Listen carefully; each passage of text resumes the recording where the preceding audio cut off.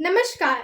मैं भव्य वर्मा केंद्रीय विद्यालय एयरफोर्स स्टेशन बख्शी का तालाब लखनऊ में कक्षा 9वीं अ की छात्रा हूँ।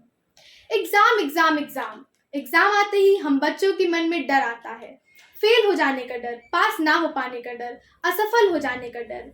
और यही डर हम बच्चों को एक ऐसी खाई में पहुंचा देता है जहां से निकल पाना हम बच्चों के लिए बहुत ही मुश्किल हो जाता है।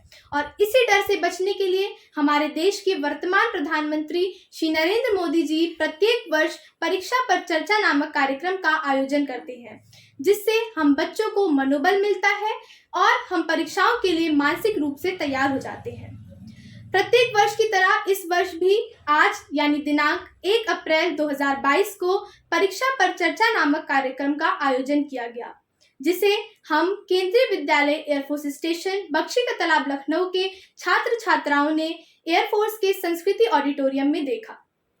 अगले ही साल मेरी बोर्ड की परीक्षाएं हैं और उस परीक्षा से संबंधित मेरे मन में कई उलझनें थी और समस्याएं थी, परंतु माननीय प्रधानमंत्री श्री नरेंद्र मोदी जी के भाषण को सुनने के बाद मेरे मन से उन सभी समस्याओं को समाधान हो गया है और अब मुझे मनोबल भी मिला है।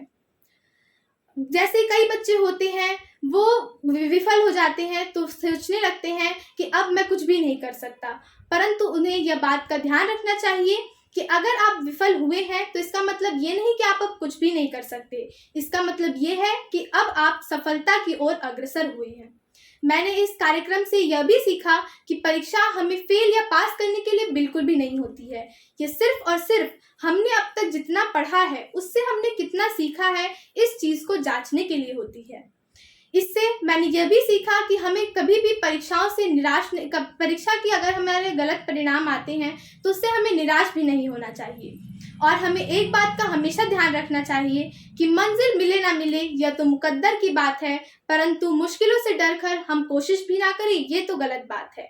इसीलिए मैं अपने सभी साथियों से यही कहना चाहूंगी कि आप सिर्फ और सिर्फ परीक्षा की तैयारी पर ध्यान दीजिए, उसके परिणाम की चिंता बिल्कुल नहीं करिए। धन्यवाद।